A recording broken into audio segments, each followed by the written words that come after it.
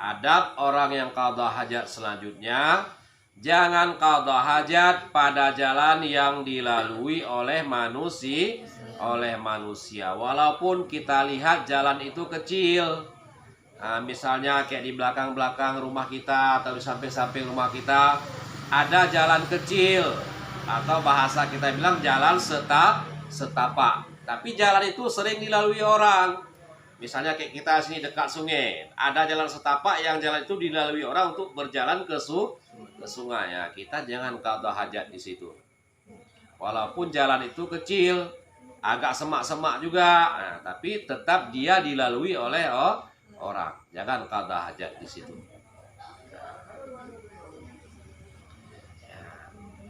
Kenapa kita jangan qada hajat pada jalan yang dilalui oleh manusia? Nah, tengok di dalam ada hadisnya. Pada qauluhu fit tariqil masluki linnasi di dalam.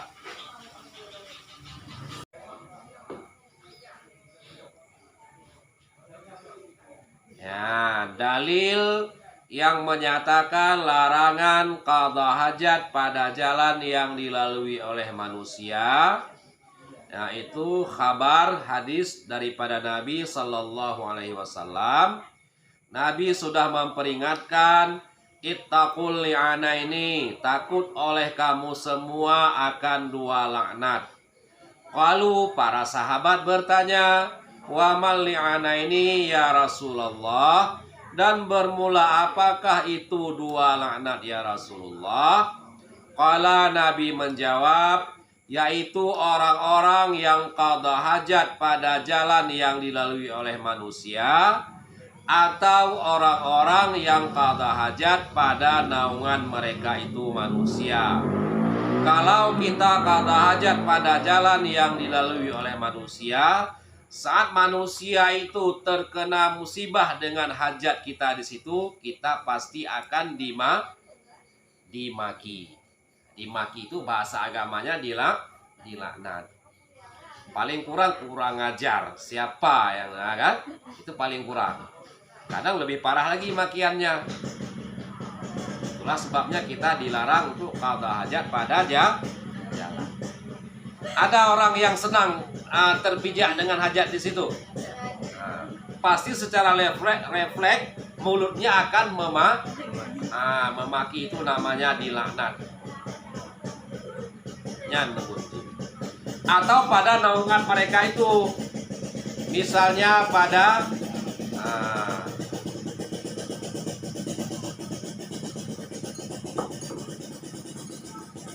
misalnya pada, kalau cerita kita sekarang, nggak usah cerita orang di Arab sana, gubuk-gubuk yang dibuat oleh orang-orang yang pergi ke sawah untuk berteduh saat kita qada hajat di situ. Saat terkena mereka dengan hajat, apa yang keluar dari mulutnya? Pasti maki. Pada dua tempat itu kita dilarang untuk qada hajat, karena di situ kita akan rawan dilaknat oleh manusia. Kebiasaan kebanyakannya pasti orang akan memaki. Jarang yang sabar, ya kan? Jarang yang sabar, jarang yang bisa sabar. Apalagi di jalan sampai terpeleset jatuh, apa nggak maki dia kan? Jarang orang yang sabar. Yang kebanyakannya mereka akan melaknat siapa yang qada hajat di sini. Kebanyakannya kita akan dilaknat. Kampung nunggu aja. Jadi qada hajat pada jalan yang dilalui oleh manusia dan pada tempat-tempat manusia berteduh. Karena di situ kita akan dilaknat oleh mereka. Ya, seandainya kita qada hajat pada jalan yang dilalui oleh manusia, ada orang yang terpijak dengan hajat kita sehingga dia terpeleset dan jatuh. Apakah kita terkena tanggungan orang yang qada hajat di situ? Jawabannya tidak. Kalau qada hajat memang kita dilarang, tapi saat kita qada hajat di situ, ada orang yang terpeleset sehingga dia jatuh, Apakah kita terkena tanggungan?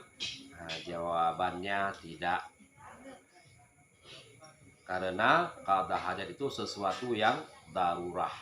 Tapi walaupun darurah, kita disunatkan menjauhi qada hajat pada jalan yang dilalui oleh manusia.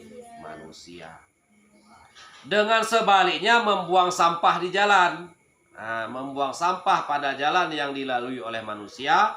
Apabila ada manusia yang terpeleset, tergelincir dengan sebab sampah kita, nah, kita si pemilik sampah terkena tanggungan. Karena membuang sampah pada jalan itu bukan satu darurah. Makan pisang. Misalnya kita sambil jalan, makan pisang. Mam tati kuleji dulu. Itu kalau ada orang yang terpeleset, jatuh, luka-luka, itu wajib bagi kita untuk mengobati orang tersebut.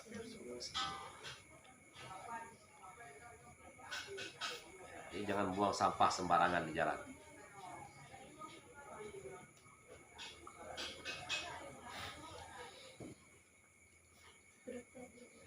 Gimana Gus Ji? Nah, pertanyaan?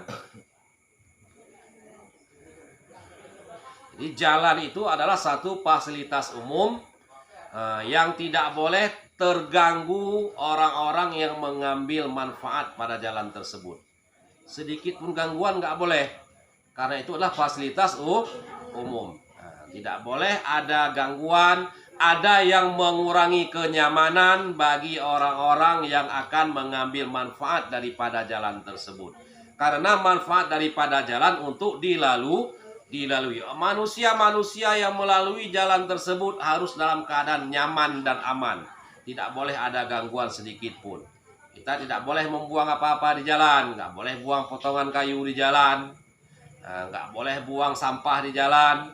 Karena itu bisa mengganggu orang yang mengambil manfaat pada jalan. Dan kiaskan sendiri kepada yang lain-lain. Taruh-taruh balok di tengah jalan supaya honda-honda jangan kencang, itu nggak boleh. Itu mengganggu kenyamanan, mengurangi kenyamanan, manfaat orang-orang yang mengambil manfaat pada jalan. Nggak boleh. Nggak boleh. Itu kalau rusak honda orang tuh siapa yang buat wajib ganti. Wajib betuli honda orang.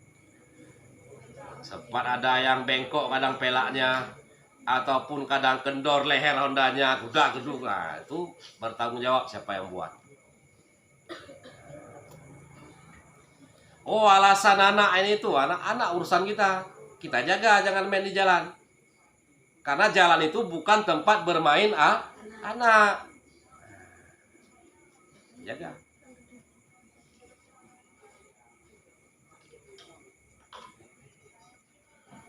Jadi sedikit pun tidak boleh kita mengganggu kenyamanan manusia-manusia, orang-orang yang mengambil manfaat daripada jalan. Jalan itu diambil manfaat untuk dilalui.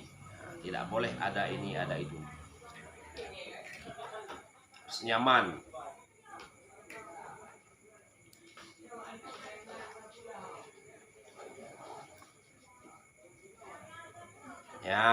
Yang selanjutnya.